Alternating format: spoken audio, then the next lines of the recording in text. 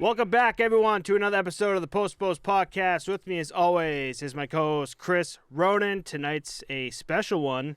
We got the draft going on right now, live. We're watching that right now. And we also got talk about the Seattle Kraken expansion draft. Yeah, a lot of news going on tonight, boys. A lot of trades to cover, a lot of draft picks to go over. But I think we're going to start with the Seattle Kraken tonight, right? Yeah, we're cracking some Seattles. Nice. That was awful. It was okay. We're cracking it open. I like that one right? better. Wow, I'm throwing some dad jokes in there that didn't. That dad joke was landed better with me. You're the dad. Landed with me, bud. Don't worry. All right, so the Seattle Kraken has made their official, expansion draft here. And what was interesting too is the way they did it, because I was kind of interested to see who they were going to pick first. Mm-hmm. I didn't really watch the Vegas one. Do you know how they did theirs? I can't remember. It's Yeah, been so long. I don't remember either. We probably should have looked into that beforehand. My bad. But the first overall pick came from Boston for Jeremy Lauzon as the defenseman. And they basically just did it by division, alphabetically by team. So Boston Bruins were the first in the Atlantic to go. So that was their first technical pick. Oh, interesting. Yeah. So I was like, that's kind of weird. You know, I kind of thought that they would be like, boom, big reveal. Here's our first pick. Yeah. I wonder if Vegas did we're taking Marc-Andre Fleury first overall because he's, the main piece. I don't know. But yeah, I'll let you get into it. Sorry, bud. Yeah, no, it's not your fault. I was just thinking too. It's like, yeah, it's been so long. I remember watching the Vegas draft, and I'm just thinking now. The 2 days ago, all I was getting was just notifications, but Seattle Kraken picked up this. So it was very. That's what I'm looking for. Just non. It was very chalant. Wasn't as crazy. I think nonchalant's the word you're looking for. Nonchalant, yeah. Obviously Vegas is going to be over the top because it's Vegas. They want to make a big show out of it. Yeah. But I think that honestly, like you're saying, took away from the big picture of boom, Marc-Andre Fleury's our first overall pick. If that was the case, we would remember something like that, which it might be. But just the big show of Vegas having the draft was what caught your eye, not here's our first pick. Right. Whereas Seattle, it's there's nothing huge, showboaty, Whoopi and Octopus made a pick. I think the craziest thing about Vegas, too, is, when's the last time there was an expansion draft, a new team coming in? Yeah, so the last one was pretty big. 98 for the Predators, or was it one after that? I'm going to look it up right now. I don't want to put you on the spot. No, that's fine. Yeah, but it's even then, though, it's been a while. So, the fact that we have a new team, especially Vegas, it was huge.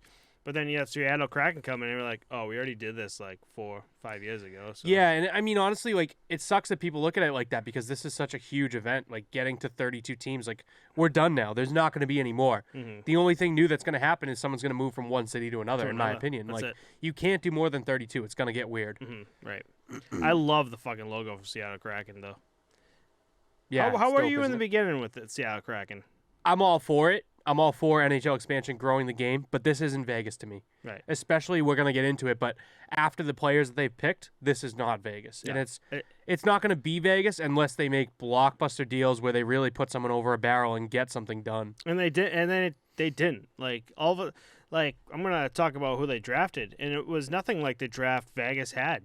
After the draft for Vegas, you're like, holy shit, this team's stacked, but I don't know, when you go through the names here for Seattle, you're like, oh, they have, I'd say maybe an all-around team, but nothing crazy that says, hey, we're going to come into this league ready to fuck shit up, Yeah, so just to follow back up on what I said I was going to do, the Predators joined the NHL in 1998, bringing the total number of teams to 27.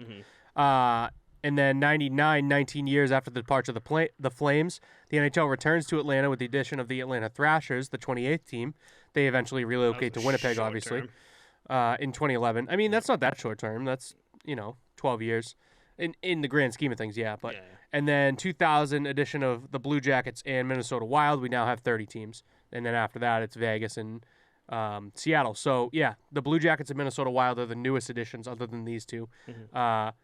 In 2000, which would be 17 years ago from Vegas and 21 years ago from now, obviously. So it is a long gap to go without one, but it is awesome to see them get up to, 32 full NHL teams. Right.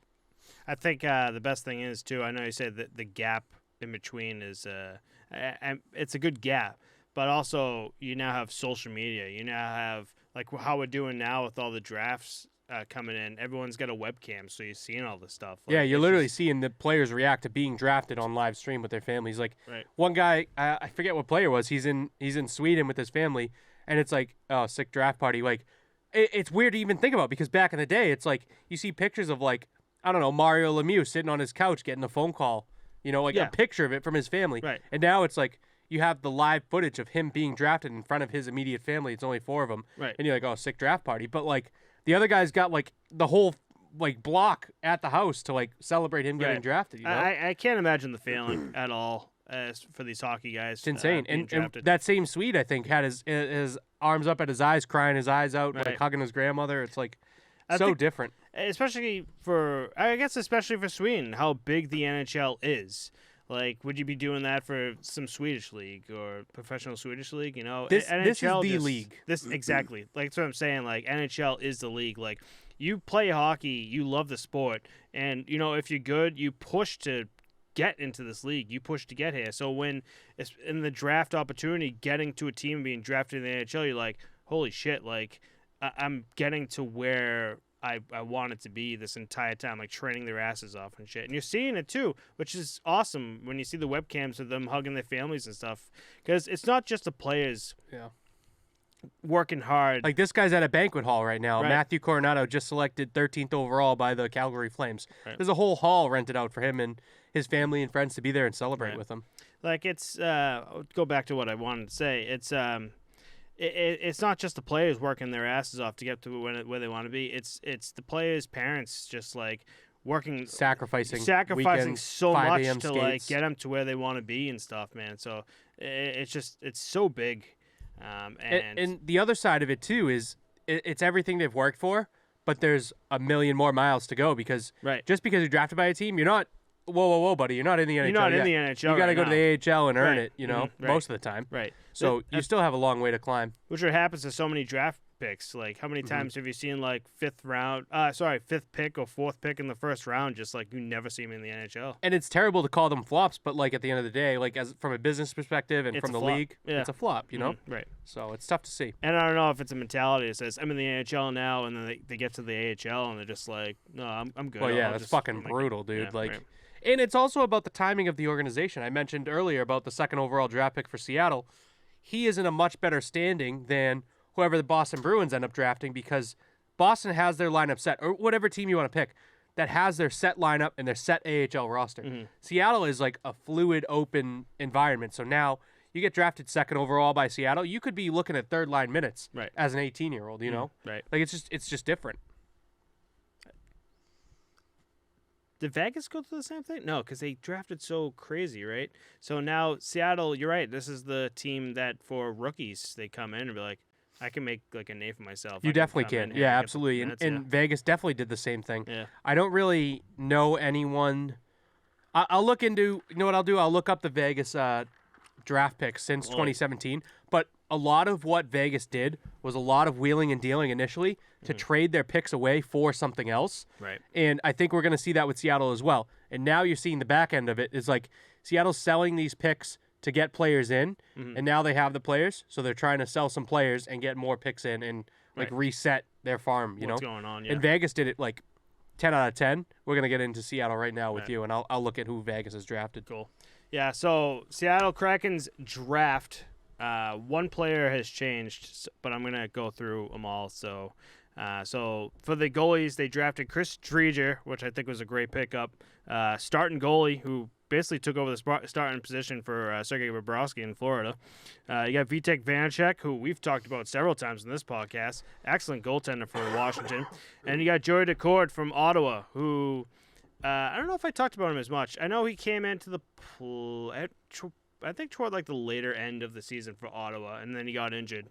Great goalie, great player.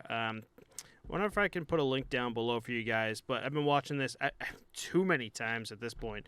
Ottawa did a goalie mic'd up thing for like the prospects, and Joey Decord is one of them, and he's one of the more interesting goalies to definitely listen to. And like you could tell because it's him and like there's like 4 other prospect goalies, and the other 4 prospect goalies also are mic'd up, and you see Joey Decord in like the background of those videos, like pumping their tires, be like great glove save, man. So he's kind of like the leader of the prospects. I think it says a lot to him. So I really hope he does a great job in Seattle as he did in Ottawa. So for forwards, they also picked up Cole Lind from Vancouver, Alexander True from San Jose, Mason Appleton from Winnipeg, Cal Jean-Crook from Nashville, Jonas Donskoy from Colorado, John Quenneville from Chicago, Tyler Pitlick from Arizona, Brandon Tanev from Pittsburgh, Carson I'm going to butcher this. Twarniski, right, from Philadelphia. Tworinsky, yeah. Are you going through all of these? I hope not. Should I just skip it? Yeah, there's no reason to name them all. I mean, the big names, obviously, Yanni Gord. The goalies, obviously, Vitek Vanacek and Chris Drieger. Other names that stand out to me, Pitlick, Lazan, Giordano was probably the biggest one from Calgary. Right. He's older, but he's a good veteran presence for these guys. Adam Larson, definitely. Mike Giordano for sure. I don't know if you just said it. Hayden Fleury. Jordan Eberle. I think defensemen for sure. I think they have it pretty stacked. Brandon Tanev. Yeah. And, I mean, that's probably it. I mean, it's obviously the top two forward lines and the first defensive pairing that's, like, set in stone, I would think. There's probably a little wiggle room in the second forward line, but from there, they're obviously going to build and grow. Jumping back to what I looked up here, basically the years after the expansion draft, the only other player that Vegas has drafted that has played in the NHL is Peyton Krebs. He played 4 games. I don't know if it's for Vegas or not, but the players in the 2017 draft that have seen ice time in the NHL are Cody Glass, who was recently involved in the 3-way team trade, Nick Suzuki, which we all know from Montreal, who's lit it up in the postseason. Eric Bronstrom and Nicholas Hagee, who I think is an active player in the Vegas lineup. I'm not 100%. So out of the initial draft, 4 picks that were in the first and second round, technically, Hagee was a high second-round pick, have all seen at least 60 games of NHL action, Nick Suzuki being the outlier with 127. Highly toted pick, traded him away pretty quickly. And then Peyton Krebs. But it's really, my main point was about that first expansion draft year is that these guys that they're drafting are going to get their shot for the most part if they're like up there and going to earn it. I mean, second overall pick for Seattle, that's going to be huge, and he's definitely going to play some minutes this for season. Sure. Oh, yeah, definitely. So I do want to go back to the forwards. I think I talked about Tyler Pitlick. So Tyler Pitlick right away was traded to Calgary in exchange for a 4th-round pick in the 2022 draft, so next year. So they're already looking for guys to, maybe trade off and help them out maybe next draft. As of right now, the Kraken have used $50.8 million of their cap, giving them $30.7 million worth of cap space to work with. For this draft, Kraken have the second pick in the first round tonight. Yeah, and if you want, we're not going to dive into the actual draft yet, but I can rattle off the top 4. Do you want me to do that now? Yeah, you might as well do that now. So Buffalo selected first overall. They took Owen Power on defense, which was obviously the touted pick. For Seattle, they picked in Matthew Beniers. He's a center. He's a 2-way forward. He's going to be up and down the ice for those guys, and I do think he'll see some third-line minutes for them. Anaheim selected Mason McTavish as a center in the 3rd pick. He's a very strong skater. He's got a strong shot. And 4th overall, this is where I think it kind of falls off after this pick. New Jersey selected Luke Hughes to play with his brother, and Luke Hughes is a defenseman, so that'll be really cool to see. Doing good over there, bud? I'm kind of sick here. Yeah. I'm sure the listeners can hear it. But going back to Vegas compared to Seattle, I want to look at the names that they picked, and I also want to look at the fact that I want to look at these names from 2017 perspective, not what they built for themselves. So, a William Karlsson isn't someone that I'm going to point out and say Vegas drafted better than Seattle in this case, because William Karlsson was kind of not necessarily a nobody, but he didn't have a name for himself in the league. Right. So we have, I would say Nate Schmidt was a name, David Perron, David Schlemko, Marc-Andre Fleury, Belmar was a name, Mark Mathot, Oscar Lindberg. Going up from there, James Neal. I was going to say James Neal, yep. Marchessault kind of earned a name for himself. I wouldn't put him in that category. Same thing, Cody Eakin and William Karlsson. Calvin Pickard ended up making a name for himself, but he wasn't one then. Trevor Van Riemsdyk is definitely one. And potentially Engelin.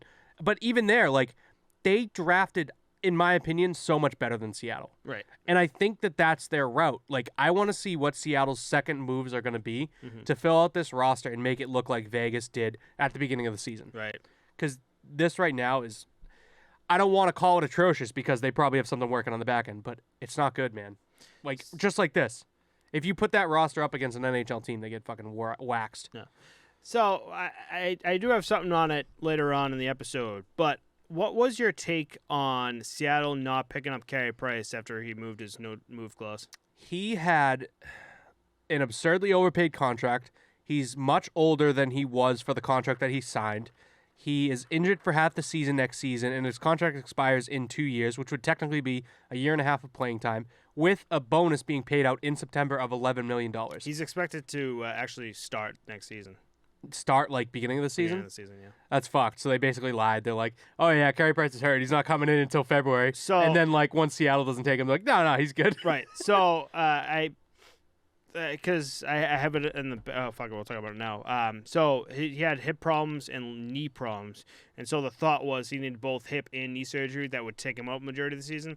But the doctors looked at him and said, "You're good with the hip. You don't need surgery. It's just the knee surgery." Hip's a lot longer of a process. So actually tonight, it's Friday night. Tonight he's actually in New York getting the knee surgery now, and is actually expected to start next season and be fine. Yeah, I think either way, like, that's so much cap space to give up. And now Seattle has $30 million to play with. They can look at free agents in the market. Mm-hmm. They have moves that they can make. Right. And I think you say this all the time. It's a business perspective. Yeah. You got to look at it like that. And I think Carey Price is, what's the word I'm looking for? A depreciating asset when you look at it as a business, right? And an asset like Chris Driedger only has, like, well, I guess I wouldn't say only has up to go, but is much more promising than a Carey Price, who's already kind of like peaked, valleyed, and then now he had this one hot year, and you're like expecting me to take him. And then Vitek Vanacek, obviously, like one of the other better goaltenders in the league this season. And even Joey Decord, like he's a great prospect to have for the next year. Mm-hmm. So yeah, Carey Price is on the books for $10.5 million for next season, and there is a bonus to be paid of $11 million to him in September. Yeah. So and he's signed till the 2025-2026 season. That's a huge contract. That's a massive fucking contract. Yeah, you're right. And he's old too. How old is he? 32, 34? He's 34 years old. Yeah. And I was talking to you about this earlier with a nice comparison for the NFL is a player like Aaron Rodgers. So I was mentioning to Matt. Matt doesn't really know much about football. No. We've talked about it, but Aaron Rodgers is like, he's one of the better quarterbacks in the league. He's much older and he's getting paid good money, but he doesn't want to play in Green Bay for whatever reason it may be, and they've thrown everything at him. Like he could be the highest paid NFL player in the league, and he's just like, no, I'm all set. Like if you guys don't trade me or do something and get me out of here, I'm gonna retire. So he's kind of pulling like the Jason Spetz on them, like Toronto, you know? Mm-hmm. So it's something like that where, like, I'm not going to take a Carey Price at $10.5 million when he's that old. And a lot of other teams are probably like, come on, Green Bay, like, let's be real now. Like, I don't want Aaron Rodgers at 38 years old for X amount of years, you know? And not to harp on Carey Price at all. I mean, the fucking legendary performance he had to bring Montreal to the Stanley Cup Finals. But he's been riddled with hip, knee problems for years now. He's been out, just injured. And do you risk $10.5 million on a goalie who probably is like injury prone? And it's not just $10.5 million. It's $10.5 million for the next 4 or 5 years. That's what I'm saying. And that's a lot of cap space to take up for someone that could get injured, could suck, and then you can't move someone that sucks. Like, I don't know. It's hard. Mm-hmm. Again, it's nothing toward Carey Price at all. It's just, you're right in this sense. It's business perspective. So real quick, the Stars just traded out of their number 15 overall pick for a number 23 and a number 48 and a number 138th pick in this draft. That's kind of nuts. So I'm loving these like last second. Detroit picks. Moved up 8 slots just to get there, and probably to get the guy that they want, and they traded away 2 more lower picks. Detroit making some moves here. Yeah, they're looking at a rebuild, obviously. So this is good to get some more youth in the organization. They need a fucking rebuild.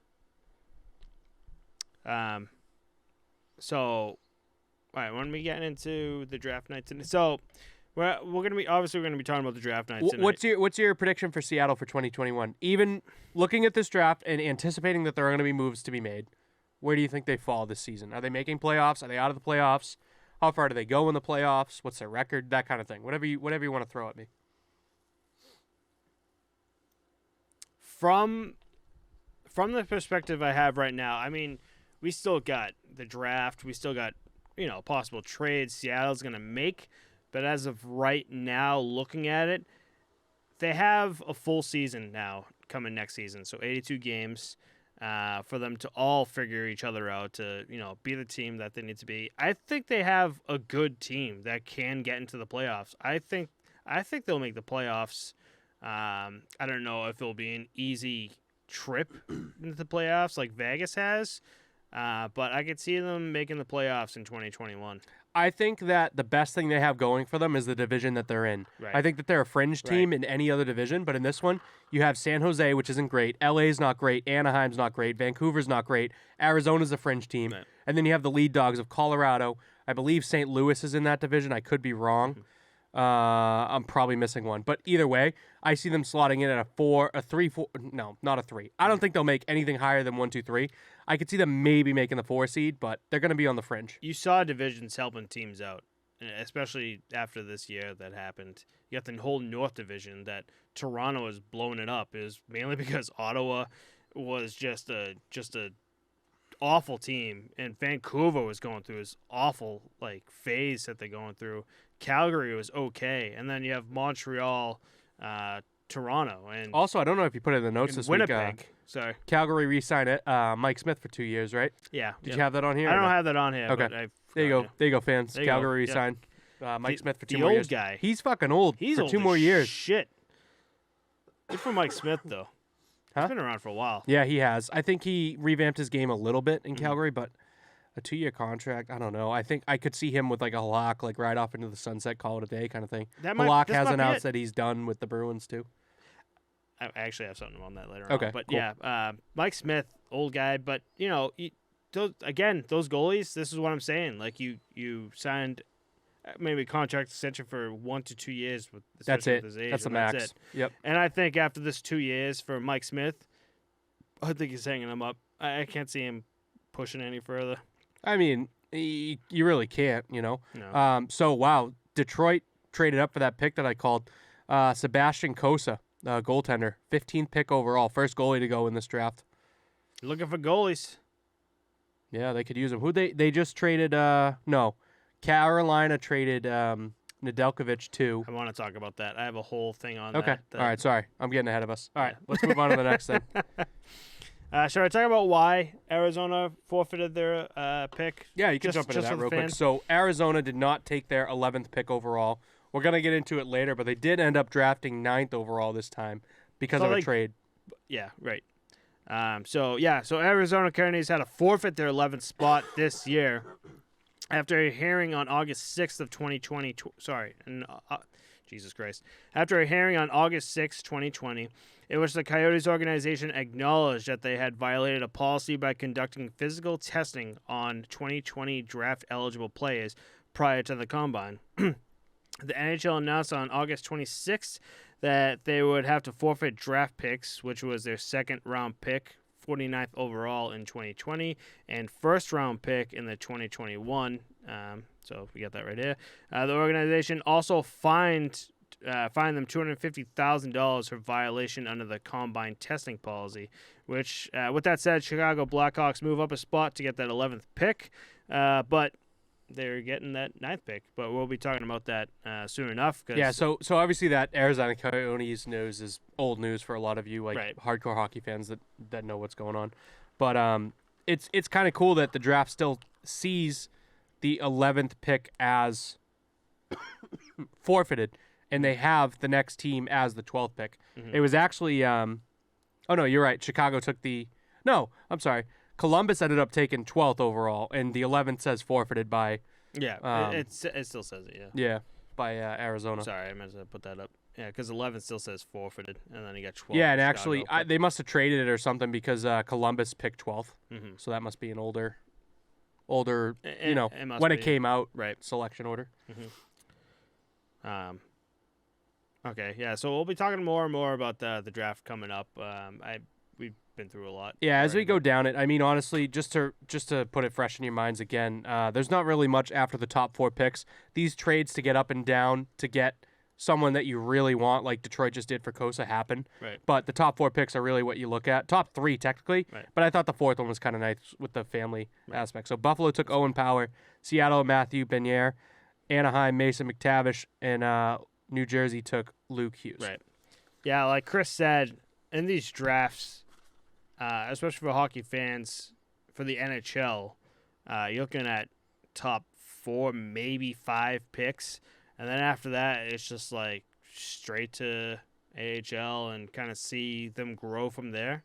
It also, like I said earlier, though, it also depends on the team. Like this is Sebastian Cossa. We're going to get more into the trade that they made, but he could see some ice time in the NHL by the end of the season, depending on where Detroit stands. But, exactly. So I want to talk about trades that happened this week and today. I got into it last episode with everyone, and a lot has happened. I tried to wait as late as I could because throughout the week, it was throughout the day too, man. Crazy. It's been nuts. Throughout today in general, like my phone has just been blowing up. But yeah, so Arizona Coyotes have traded goalie Aiden Hill to San Jose for rookie goalie Joseph Coronar and a second-round pick in 2022. I don't think they'll maybe looking for just rookies or maybe some. They're trying to reload space on picks after missing out on those 2 picks, so they're trying to get it up. They definitely sold high on Aiden Hill, and I hope he plays out for San Jose because this is a win-win, honestly. Yeah, San Jose could use goaltending, and Arizona could use picks. So exactly. we can move on from that. Penguins traded Jared McCann to Toronto for Philip Hollander, who's a forward, and a 7th-round pick in 2023. McCann was picked up by Seattle in the expansion draft as well. So that went to what am I trying to say here? So, I mean, pretty much you would say Toronto. Penguins kind of just got the 7th pick at the end of this, so that's pretty much it. Yeah, in a prospect, basically. Yeah. While we're here, too, this is where I wrote in my notes. I'm just going to rattle off some trades, too. Vancouver got Oliver Ekman-Larsson and Connor Garland from Arizona for a Vancouver gets Oliver Ekman-Larsson and Connor Garland, and Arizona gets Jay Beagle, Antoine Roussel, Louis Erickson's contract, basically, because that guy sucks. A first in 2021, a second in 2022, and a 7th in 2023. So that's quite a bit of picks to pick up. Jay Beagle's a very good player. Roussel's been around the league, so I think that's a pretty fair trade. Like, Connor Garland's an up-and-coming prospect, and OEL's fucking lights out, you know? Right. That was for... Sorry, I'm messing up here. Things that you didn't have typed up, so that's fine. Right, good, cool. All right, so to move on from that, the Rangers traded a 7th-round pick in 2022 to Tampa in exchange for a Barclay Goodrow, which is a huge signing for them, too. Rangers also traded Buchnevich, who's a forward, to St. Louis for Sammy Bly and a 2nd-round pick in 2022, and again trading Brett Howden, who's a forward, to Vegas for Nick DeSimone and a 4th-round pick in 2022. So Rangers making moves. So they're good too, where they know that they need these picks. They need them. The Brett Howden and Nick DeSimone trade are kind of more prospect oriented. Buchnevich going is kind of replaced by Goudreau in my eyes, and Sammy Bly is definitely a huge add-on for them. Great, it's a great player right there too. And they kind of like, at the end of the day, move up in the draft because they traded away a 7th-round pick in 22 in 2 different trades, right? Right. Here's our 7th round to Tampa. We're going to get a 2nd round from St. Louis. Right. So there's a trade up across 2 trades. Exactly. You know? And seeing this, I guess in a Rangers, for a Rangers fan perspective, is especially Pavel Buchnevich, man, such a great player. But when you're a team right now like the New York Rangers, who are just, I wouldn't say struggling, but not good. They're ready to rebuild. They need to rebuild. And when you rebuild, you got to be ready to send off like a great player to get more plays. And St. Louis needs that to get over the hump of being on the outside of the playoffs looking in, too. Right. Or in the 4th seed and getting bounced by the 1. Right. You know? So another win-win, like across the board. That's what I'm saying, like win-win for sure.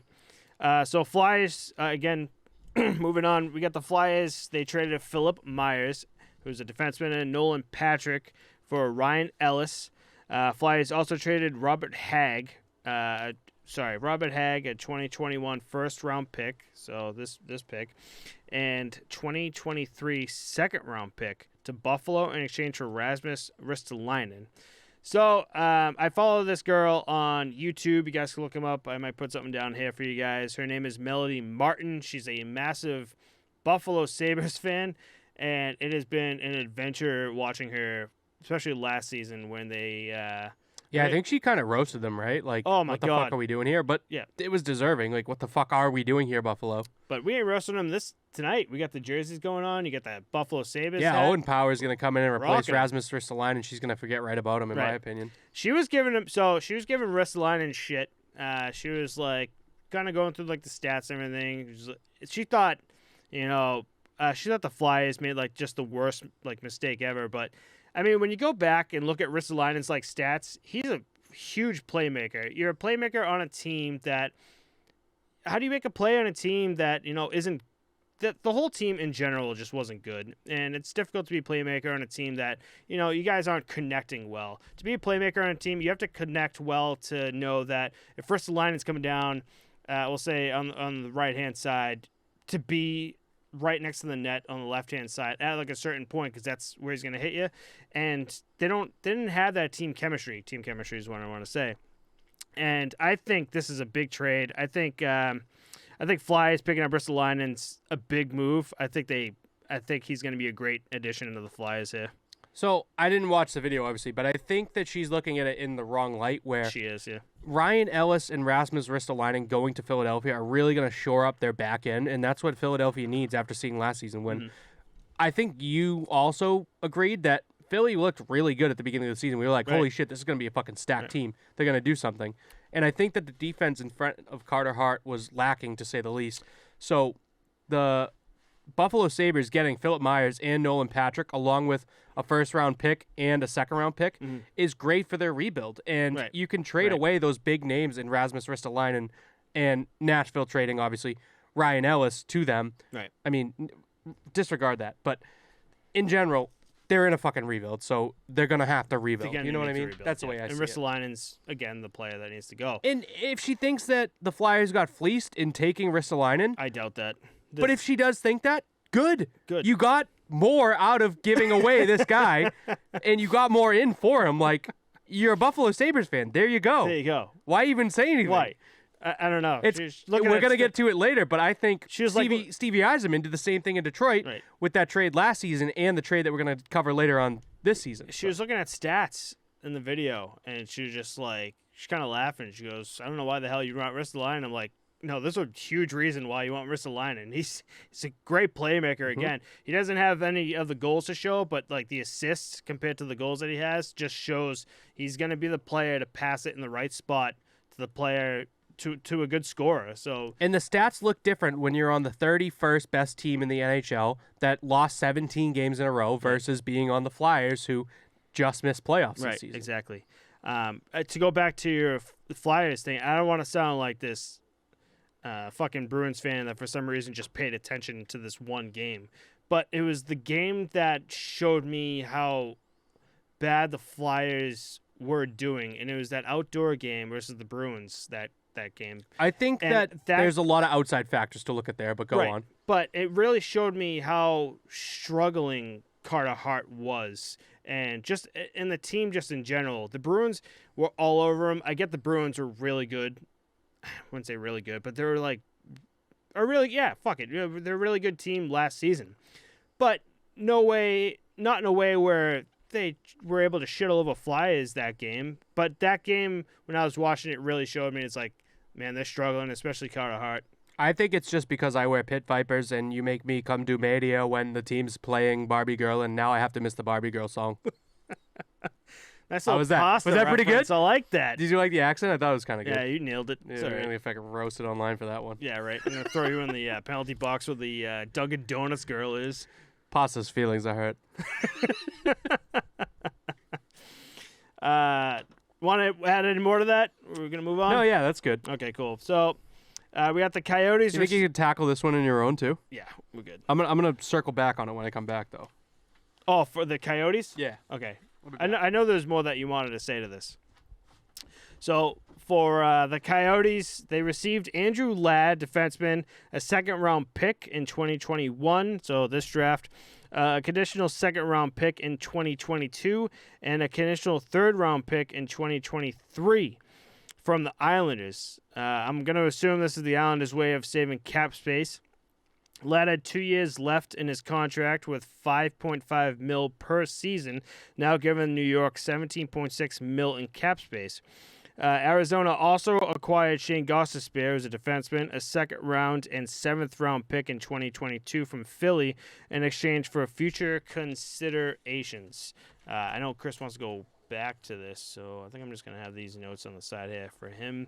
I honestly can't remember what the hell we talked about. I think there was something I missed. I can't remember what, but I'm going to finish off what I have here. Oh, he's back. Great, because I wanted to talk about this. Need a beer. He's going to grab a beer. I think this is the longest. No, you've been longer out of the chair, I think. You've definitely been longer out of the chair. Absolutely. That was a quick one for me. That was fast. What How are are we those looking at summer here? shandies, buddy? What are we looking at here? So I finished off the Coyotes, and the next is the Detroit trading Jonathan Bernier that I think we both want to get into simultaneously. So I want you to talk about your additional Coyotes information there. Okay. So, what additional Coyotes information here? You said you want to add something to the Coyotes. Oh, no, just in general, I think they definitely need those picks, but I think Shane Gostisbehere hasn't lived up to the expectations in Philly, and I think that he's going to get exposed in Arizona as well when it comes to that. That's just me. Okay. I think Philly's going to look a lot better, Mhm. but I don't know how good he's going to do in Arizona for them. I really hope he steps it up. Mhm. That's all I really had on that. He seemed like a household name, Gostisbehere. I feel like I heard that a lot. Yeah. But I don't know if you want to look at, he just, I don't know. Gonna have to wait and see on that. But this is the next one I want to talk about. I think we both might have a different opinion on. So Detroit traded Jonathan Bernier and a third-round pick in 2021 to Carolina in exchange for Alex Nedeljkovic. Absolute steal for Detroit. This trade made no sense to me. Nedeljkovic being a runner-up for the Calder Trophy last season, putting up fantastic numbers while Mrazek was out injured to be traded for Jonathan Bernier, who's an average goalie at best, and had his best years in Toronto back in 2015. Nedeljkovic had 2 years left on his contract with $3 mil per season. While Bernier is UFA, it opens up Carolina's cap space to $29.5 mil. All three goalies on Carolina's roster right now are unsigned to UFAs. Reimer, Mrazek, and Bernier. Maybe we're going to see a big signing for both Reimer and Mrazek soon. So this could be something to open up cap space, but also I feel like this is like I don't know how to put another example of this, but Nedeljkovic for Bernier, I didn't like this trade at all. I'm sorry. We got to come back to this for a second. I realized what I missed here. The Coyotes received Andrew Ladd's contract, which was just money. Yeah. A second-round pick and a conditional second round and a conditional third round from the Islanders. The Islanders got fucking nothing else. Yeah, that's what I'm saying. Okay. I was away for that, but I just realized what I missed. Like, oh, yeah. They just got anything. a free picks. For taking on some money. Right. And they had to get the picks. But, they literally, paid for picks. Like, right, thank exactly. you. All right, sorry. Just want to make sure that was clear for the listeners because I was like, dude, that's insane. Good for fucking Arizona. Right. Back to this. Detroit fleeced the Capitals at the trade deadline last year. I forget what the pick was, but they sent one guy over and got like fucking 2 players and 3 picks or 3 players and 2 picks. Remember that? Yeah. And that's just Stevie Yzerman like fucking wheeling and dealing, dude. Like, he is fleecing the entire league, and good for him. Like, Nedeljkovic is a huge pickup for them. Huge. Jonathan Bernier, they now have Reimer and Mrazek. Mrazek is, like, solid 1B, like, backup. Bernier and Reimer are both, like, Leafs backup flops. Yeah. So now they're kind of fucked in Carolina. I don't know what they're thinking here. I don't know Trading what the away their fuck was best going on. goaltender. Like, Again, I don't know if you heard me. They're all for free agents right now. Like, they haven't been signed. I think obviously something is going to happen, Right. but at the end of the day, like, why do you want something to happen with any of those players? Like, personally, like, why Alex Nedeljkovic is probably the best asset you have as a team, and you give him away for Bernier and a third-round pick. Yeah. Third-round pick, solid, yes. Bernier's fucking not good, in my opinion, and you give away your best asset for it. I don't know. I just don't like it. Like, I didn't like that either. I don't know how Yzerman made that work, but that's fucking dope, dude. Good for Detroit. And they just drafted the goalie Sebastian Cossa. Right. You're gonna have Nedeljkovic there to like glow him up a little bit. Mm-hmm. And I forget who else the other two goaltenders are in Detroit, but because Jimmy Howard retired. And then so I forget who they played with this season. But either way, taking Nedeljkovic in is a no-brainer. And now you have a drafted goaltender. Like, you got a lot of cards to play with now. Detroit stole Nedeljkovic in my eyes. Yeah, and Yzerman stole whatever he got from the Capitals like at last trade deadline. So this dude is, I wouldn't talk to him, dude. He's a fucking wizard. He's like in your head. It's like fucking Jedi mind tricks. He did something. I don't know what he did, but I saw this trade. I'm like, what the fuck? Good for him. Detroit's rebuild is going to come quicker than you think. I hope they do, man. I hope they do. Detroit and Buffalo. It was rough. No, Buffalo's going to take a while. Detroit's going to come quicker than you think. Yeah, Detroit's going to have a good rebuild. Yeah. So moving on from that. Oh, sorry. One last. I think we're going to move into signings now, right? Yeah. So the last couple trades that we had that broke during our show, or maybe a little bit before, but Carolina traded Jake Bean to Columbus for a second-round pick, and the other one was Columbus. You want to say it? Columbus. Well, I have it as both a signing and trade. It's okay. Columbus, go ahead. Yeah. The Seth Jones. Oh, no, I got the Seth Jones, yeah. So Columbus traded Seth Jones, a first in 2021 and a sixth in 2022, to Chicago for Adam Boqvist, a first in 21, a second in 21, and a second in 22. And then following that, Seth Jones is signing in Chicago for 8 years, $76 million, at an AAV of $9.5 million a year. Massive money. Right Seth there. Jones is, I think, exactly what Chicago needs. Mm-hmm. I don't think Chicago exactly needs 8 years of Seth Jones, personally. I don't think any team needs 8 years of anyone, but they got in my opinion. But good for Chicago. They're going to need him. Right. Getting a first and a sixth in 22 is going to be big, too. Right. And Chicago even. Adam Boqvist for him. And then, I mean, a first and a second in this year's draft is kind of tough. That's why it broke so late. Like, it's 10 o'clock here. They're in the middle of the draft, so Columbus is going to be either taking or have already taken this first-round pick already, and they got another second-round pick to take thanks to Chicago. Right. So Chicago doesn't need a rebuild, but they do need kind of, not like a full rebuild, but like... Yeah, I agree. They need some to trade. They were close guys, this year, like, but... pick up a few guys, yeah. And I think this is a big pickup for Chicago. I know one of our listeners, Alex, he's a huge Chicago guy from Texas, which is kind of funny to both of us. But, yeah, I think this is a great pickup for Chicago. 8 years, you're right. It's too much. It's too much for anyone, dude. Like, I think the max deal in the NHL, like, from a team perspective, like, I totally understand players wanting that guaranteed money, lockdown in whatever city you want to be in, but I think 6 years is the sweet spot at the most. Like, if you're, like, the top player in the – well, I don't know, because then you look at, like, a Sidney Crosby or an Alexander Ovechkin, like, if he's young, he's ready to go, you got to lock him down for that long if you're a team. So, I don't know how old Seth Jones is. I should probably fucking know that being a hockey podcast, host, but I don't know. I'll let it go. It's all good. Well, if you want to keep talking, I'll look it up. Yeah, so I just think, I don't know, 8 years is a long time. Like, the best players in the league should get that long or longer. And Seth Jones is arguably one of the best at his position. He's 26 years old, so 8 years, 34 is kind of old, man. I don't know. He'll be 34 years old. He is one of the best defensemen in the NHL. He is. You can't complain about that, man. I don't know. They want to lock him in. How about his parents? Popeye Jones and Amy Jones. Savage. Wild, dude. That's kind of sick, dude. His father could probably kick my ass. And that's all we got for trade. So if you want to move into the signings here. Yeah, so we got some signings as well. And by signings, I just got one. And, nice. And, Seth Jones was a signing and / trade. I covered that, bro. No big deal. Yeah, you got it. You're good. So I guess for you Bruins fans, a.k.a. Shane, Taylor Hall signed... Fuck you, Shane. Yeah, Taylor Hall signed a 4-year contract with the Bruins today. It's worth $24 million, $6 million annually, which gives the Bruins $20 million in cap space right now to do something. For the goalies, both Tuga and Halak are UFAs. I'll be curious to know what the Bruins do. Rask will be out due to hip surgery and is projected to not be back until 2022. That's a long time. Right. Might see it. Actually, no, that's not a long time. 2022 is like not even 6 months ago.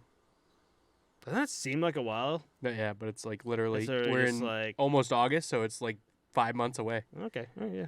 You're right. Might see a signing for Rask and put on IR. Halak let go, and Swayman and Vladar brought up. So I don't know what the Bruins are going to do. Both the Halak, I think Halak is gone. Yeah, Halak walked. He already announced that he's done. I think we're going to see a signing for Rask. Work maybe 3-4 years, knowing the Bruins. You don't No think thanks. so? I hope not. But I think for the time being, I think we're going to see Vladar and Swayman up for the Bruins in the beginning of the season. Yeah, I think absolutely. And Yep. Swayman's your starter, Vladar's your backup. Mhm. And outside of that, Taylor Hall, 4 years, $6 million. I was talking to one of my other buddies about this. I think it's good. It's not great because with Taylor Hall's track record, he has signed to shitty teams in the past. Yeah. But, I mean, that's what I'm comparing it to, obviously. Now he's with an actual contender. Right. And he obviously performed in the playoffs. I think he played well in the playoffs. He did, but he did play well in New Jersey as well when he had the MVP year. Mhm. And that was the year that his contract was up. So Right. he played really well that year, got his money, went to Arizona, shit the bed. Just kind of shit the bed. And yeah, then you're right. Yeah. turned it around a little bit, got signed in Buffalo, made some money, kind of shit the bed. Mhm. So he's also on shittier teams when it comes to New Jersey, Arizona, and Buffalo at the time. Now he's with the real team. This is the season to watch and see what Taylor Hall really wants to do with his career, Right. in my opinion. No, I didn't even look. Well, I don't think we'd know because right now would he sign a no move if he signed a no move clause, that'd be big. Because if he, I wouldn't put it. Usually a no move clause means more money for the player because now it's like, you really want me to not have to move over X amount of years? Yeah. You're going to have to give me some extra money. Kind of Yeah, like I would maybe look at that in a Seth Jones deal where he's $9.5 million. Like, Mhm. now it's like, dude, you're fucked. You're here, you Right, know? So right. a no move clause would make sense there. But I don't know. I don't know. I guess we'll have to wait and see. You're right. Maybe he comes in next season and just like, all right, I don't know, I got my money and that's it. Yeah, I mean, he doesn't need to perform either. Like, at the end of the day, the contract is the contract. I'm going to come play regardless of whether I'm putting up 5 goals a night or I'm fucking riding the pine, dash 20, you know? Right. Exactly.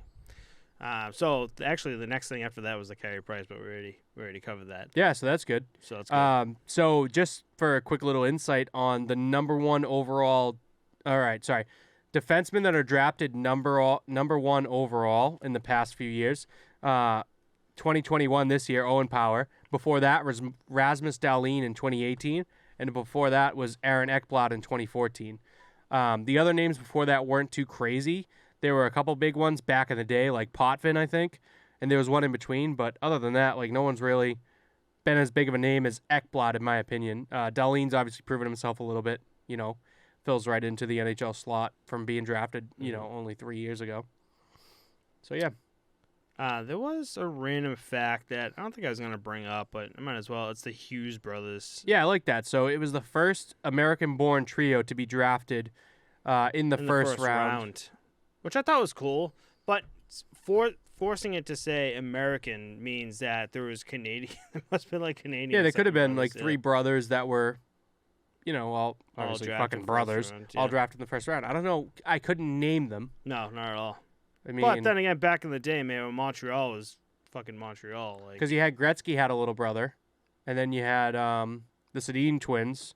Who else can you name their siblings? Probably the Stalls. I don't know if the 3 of them were born.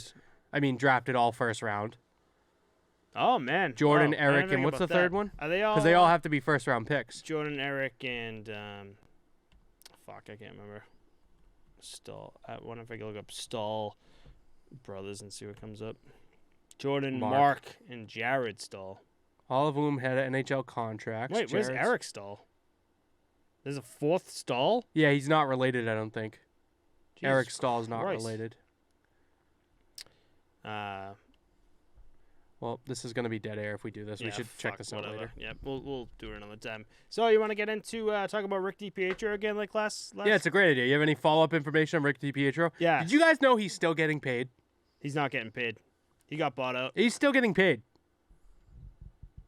He Got works for bought out. ESPN. Oh yeah. I'm talking about. I'm talking about the Islanders. Fuck you, dude. We would still talk about DiPietro. I fucking hate you. I put that as like a mental note because when I was going through the edit for the last, Yeah, I was fuck like, I Chris. gotta bring him up again because since you were the one who's like, yeah, we're gonna fucking talk about Rick DiPietro again next next week, and I'm like, should talk about when the Islanders draft. The Islanders have drafted Rick DiPietro Jr. What do you know? Rick DiPietro is still getting paid. All right, so I don't know. So we got the draft going on. Top 5 guys that we want to talk about this week. Nothing really crazy, explosive really right crazy. now. I mean, the Detroit thing was kind of nice to have live. But I guarantee you everything happens on like a Saturday because last week you finished the episode. I got home and I was already blowing up your Instagram with like trades and shit and like Saturday. Hey, you know what I like? You've learned how to unsend messages.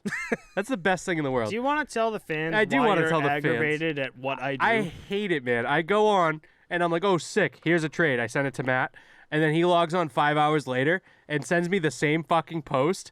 And then I'm like, okay, sick. So as a joke, I send him the same post back again. He's like, bro, I already sent that.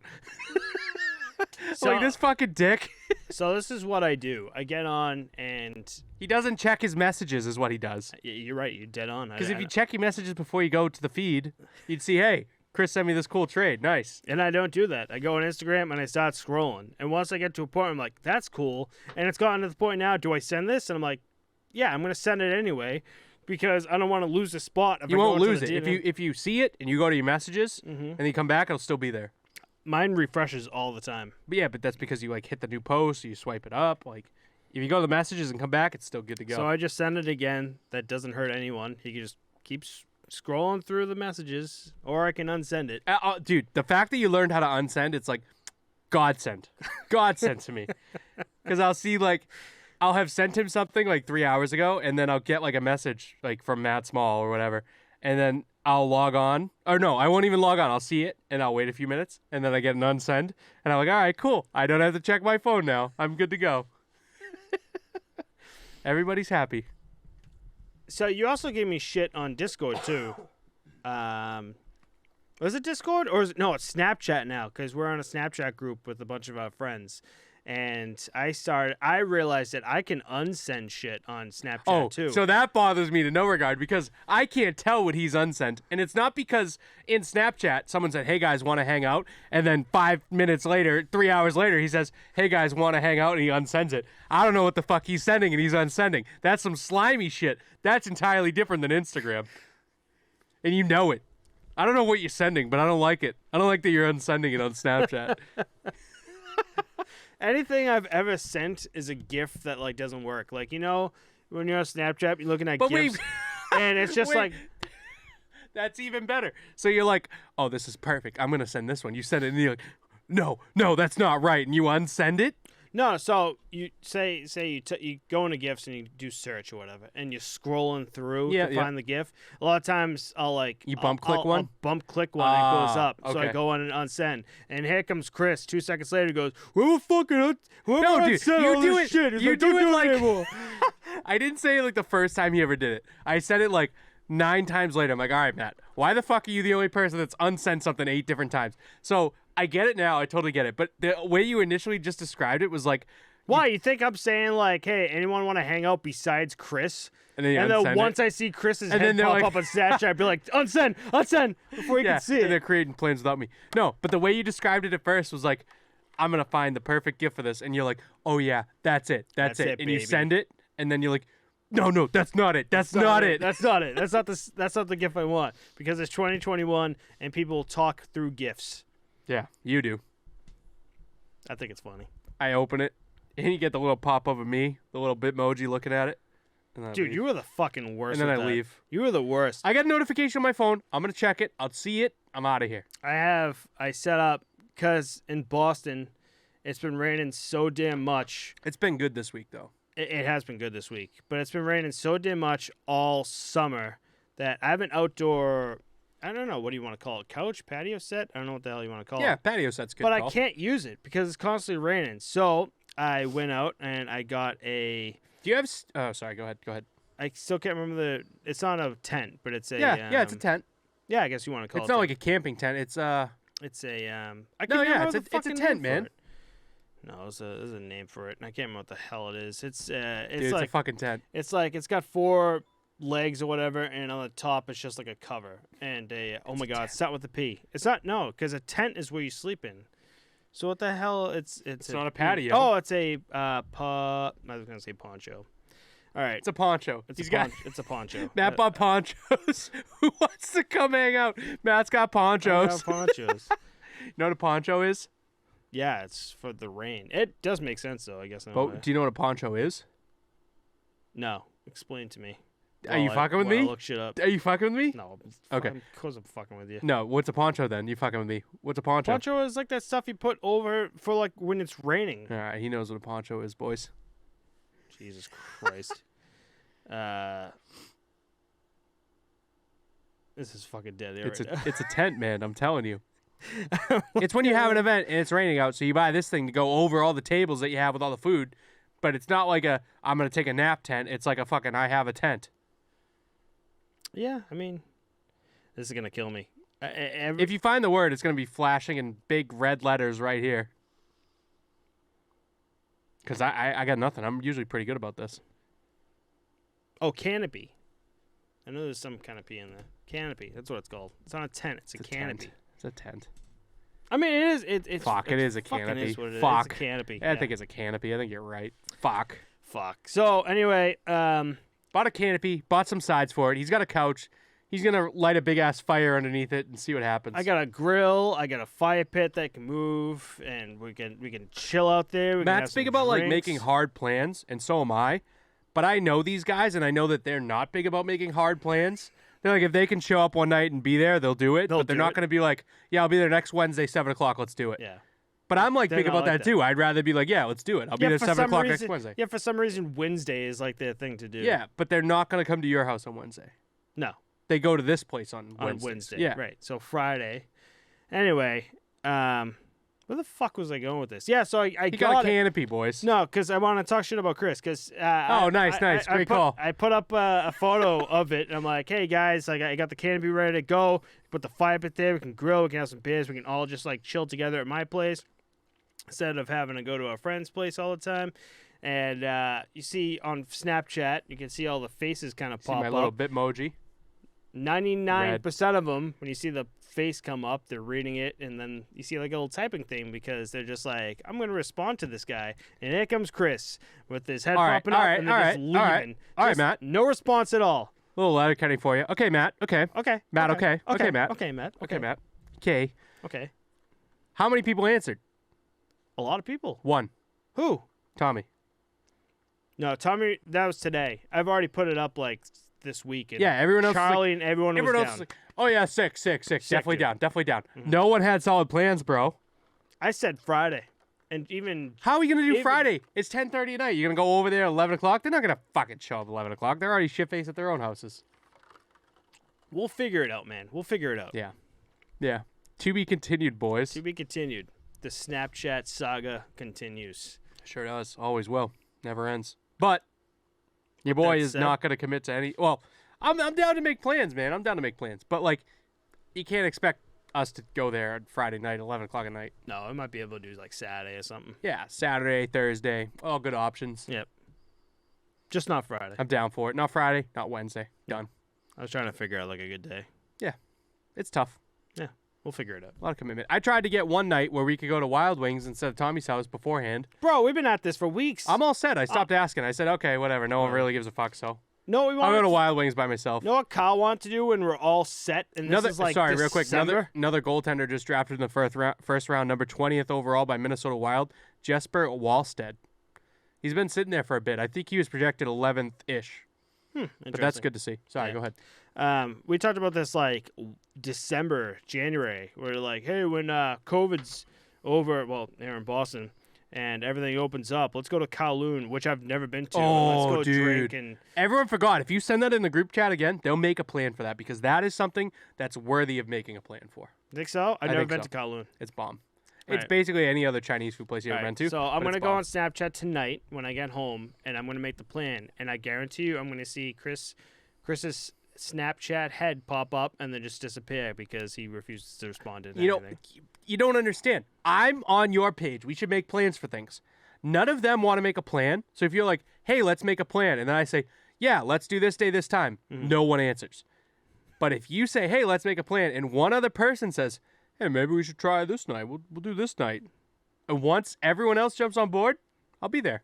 Okay. That's all it takes. It's just I'm not gonna make the effort anymore because nobody gives a fuck. No one gives a shit anymore. Just 2021. Just no like one the cares. fucking listeners. You don't give a shit You anymore. don't give a shit. No one gives a shit anymore. The hell are we still doing this for? Episode 35. I'll show you why we're doing this, bud. I got Mr. Stack's Liquor Sour Watermelon. You got another 4 of those, Stacks, by the way. baby. We're going through nips. I'm like, what do you have? I'm like, you don't have any nips. You ran out. I'm like, buddy, I got 4 of these Yeah, and 1 of those. You got 4 sugar waters with some alcohol in it. I don't know what the fuck that is. And I got... Matt's like, let me buy Hennessy. oh, no shit. You got some watermelon. I got New Amsterdam watermelon. So we're both doing watermelon. What's your tonight, ABV? I got 15%, bud. This is nice and easy. Light drinking tonight. What the hell do I have? Got some yard work to do tomorrow. This is 35%. 70 You can be a proof. man at night. You can be a man in the morning. 17 and a half. There we go. Cheers, bud. Cheers, bud.